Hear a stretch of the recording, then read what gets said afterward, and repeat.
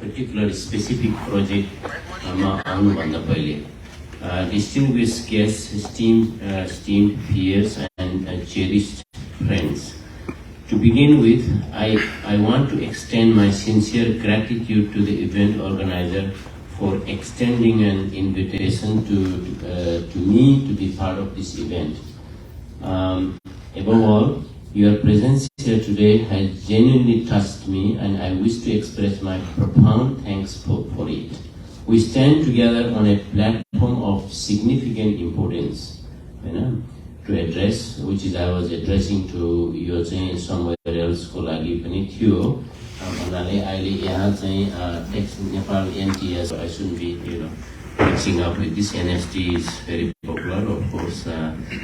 NST को ले organize गरेर यो प्लेटफर्ममा हामी यहाँ छौं आज भनेपछि यो चाहिँ again anything we do is it goes to Nepal, नेपालसँग रिलेटेड नै हुन्छ, त्यसैले हामी चाहिँ धेरै जसो आजको टपिक चाहिँ नेपालतिर नै फर्केका छौं. So our homeland Nepal, but for the entirety of overall this is for the humanity. We are here to shed light on the accelerating crisis of climate change. Climate change is the issue here. A crisis that disproportionately impacts countries like ours, and examine the strategies that could potentially mitigate its devastating effects. So climate change लाई चाहिँ mitigate गर्ने एउटा solution भनेर हामी यसलाई अगाडि ल्याइरहेका छौं. In recent reports submitted by the Ministry of Environment, which is a ministry, I am referring to Nepal ministry, in its report to the United Nations Framework of Convention on Climate Change, puts Nepal's CO2 emission at a staggering 28,000 gigagrams annually, a measuring term, surging from 13,000 gigagrams in 2014. And 23 ma आउँदाखेरि यो last 8 years मा double भएको रहेछ हामीले नेपालले emit गर्ने carbon. त्यसरी बुझौं हामीले.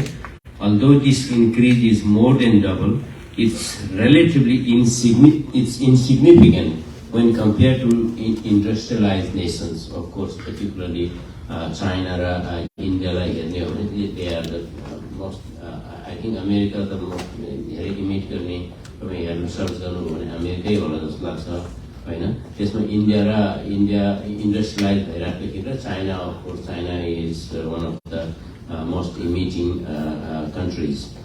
Nonetheless, the bitter truth remains that we endure when हामी सफल गर्छौं in Nepal, the brunt of the climate emergencies fallout despite our minor contribution to global greenhouse gas emission. In other words, of greenhouse gas emission पनि भनिन्छ CO2 ले गर्दाखेरि त्यो emission. This irony serves as a poignant reminder of the inherent unfairness of the climate crisis. So we believe it's unfair that Nepal suffers because of industrialized nations, but we contributing badly ourselves as well. So we are responsible that way as well. Our vulnerability to climate change is deeply rooted in a complicated nexus of factors. There are factors, the nexus there. The unique topography of our nation. Topography is unique itself. Our fragile ecosystems and our dependence on agriculture and fossil fuels leaves us exposed to elevated risk. This susceptibility is amplified by our reliance on climate-sensitive resources like water and forest. So water and forest, which Nepal's natural resources, that is very susceptible to climate sensibility. The UN's Intergovernmental Panel on Climate Change declared a planetary emergency in its latest report, reaffirming the human-led global warming reality and its disastrous effect. The report emphasizes the pressing necessity to cap global warming at 1.5 degrees above pre-industrial levels. हैन त्यो तपाईले सुनिराख्नु भएको छ त्यो चाहिँ United नेसनको 1.5 लेभलमा राख्ने प्री इन्डस्ट्रियल भनेर बाइ 2050 भन्ने जुन चाहिँ टार्गेट छ Paris एग्रीमेन्टको yet we have already seen a rise of 1.1 degrees Celsius since 1850 to 1900 period in the 2011-2022 2020 decade. त्यो शताब्दीमै त्यति भएको हामीले पाइसकेका छौं त्यो एलिभेटेड लेभलमा. If we surpass these limits, Nepal and the broader Hindu Kush Himalayas region risk losing 1/3 of its glaciers. Here is the thing, glaciers by the country century's end. यो सेन्चुरीको एन्डमा चाहिँ हाम्रो हिन्दू कुश रिजनको ग्लेसियरहरु चाहिँ 1/3 लुज हुने त्यो रिस्क देखिसक्यो. अब केही नगर्ने हो भने त्यस्तो हो. सो अनि हिन्दू कुश रिजनमा चाहिँ 2 बिलियन पपुलेसन मान्छे इन्हेबिटेन्ट्स बस्दो रहेछ हैन. अनि Nepal and then of course that leads to a severe consequences such as water shortages, पानीकै shortage हुने भयो हैन, compromise hydropower production, food insecurity, and we were talking about this as well, and ecosystem disruption भयो. भनेपछि यसको ramification जुन climate change को चाहिँ multiple food security देखि लिएर हैन हामी चाहिँ अहिले हामीसँग हाइड्रो पावरको यति क्यापासिटी छ इन्स्टल क्यापासिटी भनेर भन्छौं. भोलि रिभरै नहुने हो भनेदेखि which is not that far. अनि हाम्रो प्रोजेक्टहरु के हुन्छ, हाम्रो इकोसिस्टम के हुन्छ, हाम्रो लाइभलीहुड के हुन्छ भन्ने कुरा आयो. Furthermore, the recent report highlights that the Himalayas are warming at a rate faster than the global average, a phenomenon known as elevation-dependent warming. If the current trajectory persists, our Himalayas could lose 2/3 of its permanent ice by 2000 which is century को end मा चाहिँ 2/3 नै loose हुने देखियो हैन.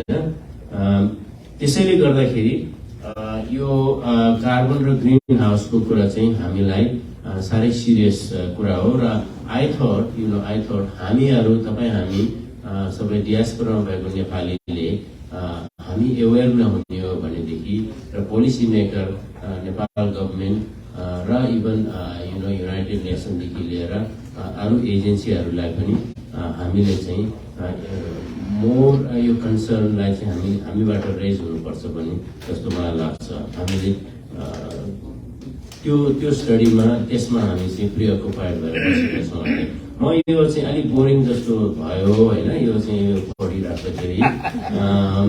So I attempted to finish this thing. यो एउटा एक पानाको summary several few ठाउँहरुमा तर बीचैमा मैले छोड्दै अनि जम्प गर्ने परिस्थिति भएको हुनाले यहाँ पनि मलाई त्यस्तै गरौँ जस्तो लाग्यो.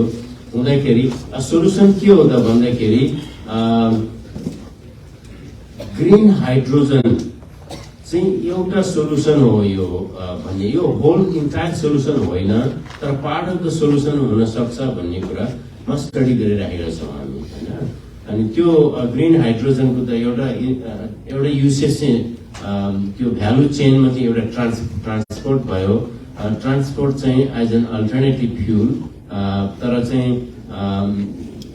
त्यो ट्रान्सपोर्ट भेहिकलहरुमा त्यो फ्युल सेल अहिले नबनिसकेको हुनाले इमिडिएटली अहिले नै युज गर्न सक्ने परिस्थितिमा छैन.